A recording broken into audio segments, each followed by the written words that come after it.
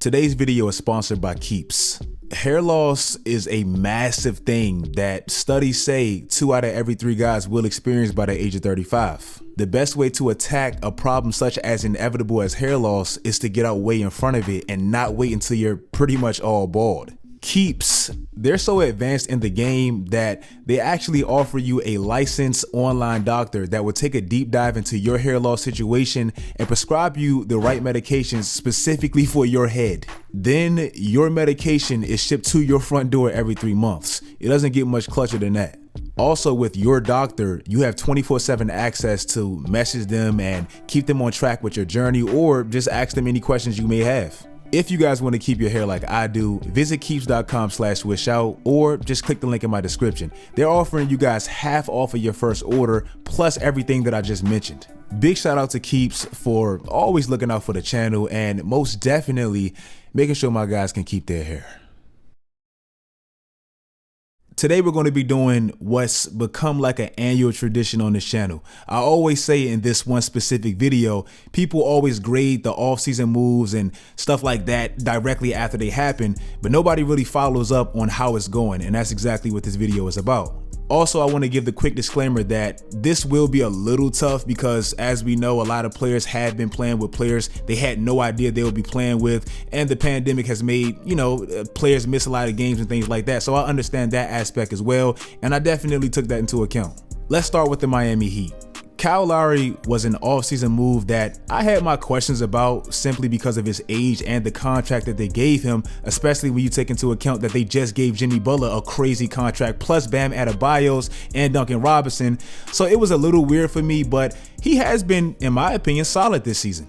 Kyle Lowry has never been the crazy break you down off the dribble, Kyrie efficient scorer or anything like that. In fact, for his career, he's been relatively inefficient, but a lot of that has to do with the fact that he's 6 feet tall and there's not much you can do at that height. However, he's always been a great dictator of his offense where he knows how to pick and choose his spots based on the defenses that he's seeing, the flow of the game, the move, things like that. And just to put it simple, he's always known how to play the point guard position the right way. Hence why he's made so many all-star teams despite him not having the craziest numbers.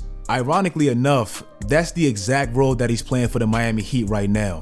They brought Kyle Lowry there for his championship experience, his vet presence, and really to go all in on what looks to be a win now championship style of team. Exactly what he was brought there to contribute to that team is exactly what he's brought. Like I said, by the numbers, it's never going to look too sexy because he's somewhat like Draymond in a way where he does all the little big things that don't show up on the stat sheet, but they go a long way. For example, Miami this year, they're #1 in charges drawn per game and total charges drawn in this whole season by a landslide, And a lot of that, well, most of that is the fact that Kyle Lowry, arguably the best charge drawer of all time, he's still #1 in that one specific winning ass category this season. You may be saying, bro, charges drawn, bro, that's specific and irrelevant as hell. Bro, no, it's not, because it's winning plays and it contributes to how good they are defensively. This season, Miami is top 10 in defensive efficiency, and those charges, they're turnovers. So they're top 10 in opponents' turnovers per game.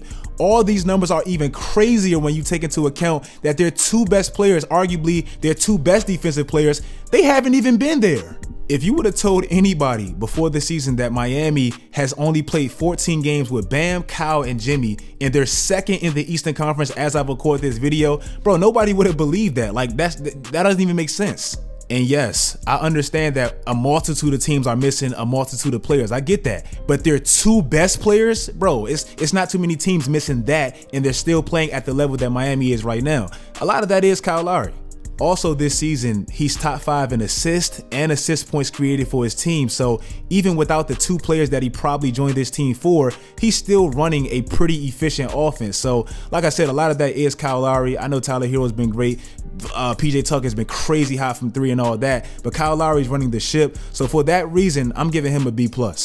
Kimmel Walker's career has rapidly drifted to the downside. Like, Charlotte, they literally, the smartest move Michael Jordan has ever made as an owner was not paying Kimmel Walker. Like, for you to be that great for that franchise and the smartest move they've ever made is not paying you and going forward with you, that's just a bad look. Then Boston gets him thinking that he's going to be equivalent to Kyrie Irving or anything like that, and he's extremely inconsistent, whether it's from injuries or him just not showing up in big games, and he's booted out of there.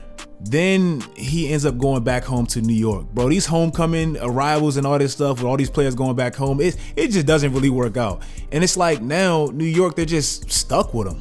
I don't think he's been like terrible for them by any stretch, but he's like essentially a negative for that team and really any team he's been on post Charlotte when he's just not hitting threes. He's too small to really defend anyone, and bro, teams, they know that and they exploit that. He's not really the facilitator for his team like a Kyle Lowry that I just mentioned, hence why he's averaging his career low as far as assists. And I know people are gonna say, bro, he's not playing that many minutes. Even if you go to his per 36 minutes, he's still averaging his career low with assists. So he's not really playmaking for his team. He really doesn't penetrate or attack the basket, creating defensive breakdowns and stuff like that, like a Trae Young or a Ja Morant. So he doesn't really attack the rim, hence why he's averaging his career low as far as free throws and things like that. And like I said, when he's on the floor and he's on your team, if he's not stretching the floor and hitting those threes, it's like he's just there, like he's pretty much a negative. Yes, he's still Kimmel Walker. So, bro, he's very capable of having a night like he had against Washington where he had 44 points and everybody was like, Kimmel Walker's back, etc., etc., etc. But he's also very capable of doing exactly what he did directly after that, going 3 for 12 with 7 of those misses being threes, and that directly after that going 3 for 11, and then directly after that going 1 for 5, and then we haven't seen him again. Like that's kind of been Kimmel Walker's career post Charlotte. So Kimmel Walker, I know there weren't many expectations. He's not really getting paid that much like he was at Boston, things like that. But he's still a household name. Like he's still Kimmel Walker. And the team got worse once he arrived. So I got to give him a D. Pause. Demardo Rosen, I'm not even going to spend too much time on this because I've already detailed this. And y'all know how I feel about this, especially if you follow me on Twitter.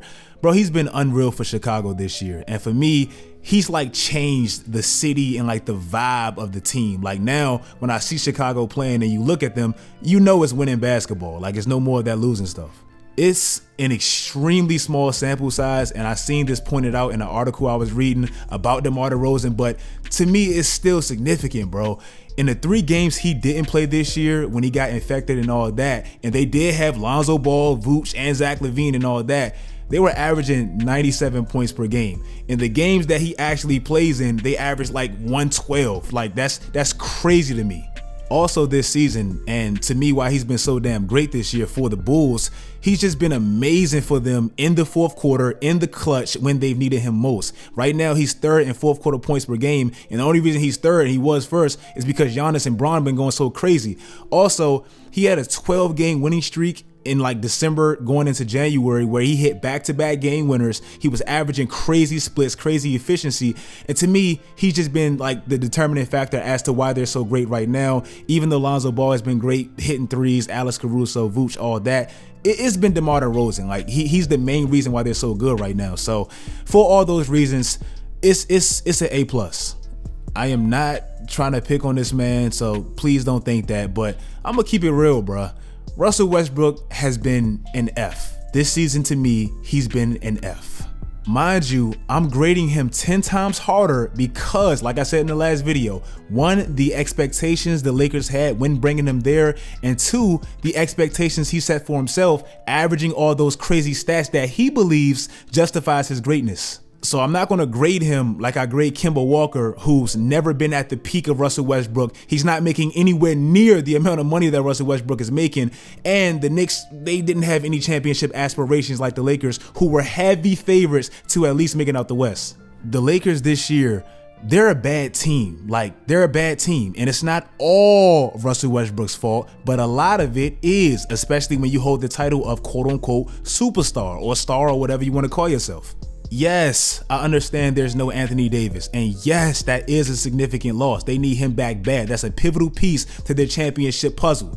But everybody is missing a big player or big players, or have missed significant players to their team, specifically teams they've lost to and faced. That's exactly why Russell Westbrook was brought there. Like, he's an insurance policy. Like, go check my first video that I made when Russell Westbrook joined the Lakers. I said he's literally the insurance policy when LeBron at age 37 or Anthony Davis at age brittle as hell, when they break down. Like, Russell Westbrook is there for that reason, and he's not living up to the role that he's supposed to play in their absence. Over the last 18 games, when LeBron kind of pretty much just got back from that injury and all that, bro, this man has been on the craziest scoring stretch, arguably, of his whole career. Like, if you put together any 18, 19, 20 game stretch, I don't know if it compares to what he's doing right now.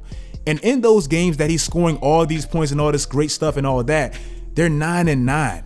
Prior to this season, and if you don't hear anything else in this video, I want you to at least hear this. Prior to this season, LeBron had a 70% winning percentage when he scored at least 30 points plus. That's a 57 win pace in an 82 game season. This year, they're just above 500 at 10-9. On this crazy 18 game stretch where LeBron is averaging these crazy ass numbers, pay close attention to the teams they actually beat. They beat Boston without Jaylen Brown, OKC, Orlando, Houston, Portland, who sucks now. Like, I can average at least 10 on Portland. That's how bad they are defensively. Minnesota, who's under 500, and they didn't even have D'Lo or Cat when they beat them. Sacramento, who they play like at least once a week. And Atlanta, who's clearly unraveling. They just traded for Kevin Knox. That's a badass team. They're beating badass teams. And you might be saying, well, what does this have to do with Russell Westbrook? Why is he getting the F? This doesn't explain it, whatever. Well, over this 18 game stretch where they went 9-9 and all 9 teams they beat are either at 500 or under 500, look at what Russell Westbrook has, and most importantly, hasn't been doing as a alleged superstar. Like, this is without AD clogging up the paint and LeBron playing center just like Houston did, opening up all these lanes and basically doing this so Russell Westbrook can have a role. I said this on Twitter. He literally has no role on this team right now. And I ain't trying to trash Russell Westbrook. I ain't trying to dump on him. I just did this like 10 days ago, but it is what it is. He's extremely inefficient. He's a terrible free throw shooter, and I mean terrible. Over the last 18 games, he's been damn near creeping up on 50%. He commits way too many turnovers, and to me, when he's not committing turnovers and I feel like he's subconsciously thinking about his turnovers, he's even worse. When he's not being that wild-ass, erratic Russell Westbrook that we all know and love that averaged a crazy triple-double with 5 turnovers, he literally has no role. Like, he has no spot on this team. He can't shoot, so defensively, defenders, they're sagging off of the players on his team that can shoot and making it harder for them to get open looks because Russell Westbrook, they're not even attending to him. He's bad around the rim this year, which I detailed in my last video, and even when he complains, and he does this every single other play, when he complains about these phantom foul calls that he believes he has, he ain't even capitalizing on the free throws. Like, if I was a referee, bro, I'd be telling him, like, you're not even hitting the free throw, so why are you complaining about a free throw? For what he was brought there for, directly off of a crazy season, still somewhere in his prime, he just hasn't brought for this team. Like, he's just not being the guy. We should not be saying LeBron needs more help with a player that just averaged 4 triple doubles in the last 5 seasons. Like, that shouldn't even be in the equation, and it is. So for that reason, I have to give him an F. I'm judging him on the hardest scale because that's the standard he literally set for himself. If you guys like this video, make sure you guys like this video, and if you made it this far, make sure you guys comment your favorite offseason move that's actually turning out how you expected or well, whatever. That just lets me know, like I always say, you made it to the end and you're a real one. Follow my social media sites, follow my IG, man. I just got back on IG. Follow my Twitter, do all that great stuff, guys. And until next time, as always, stay tuned.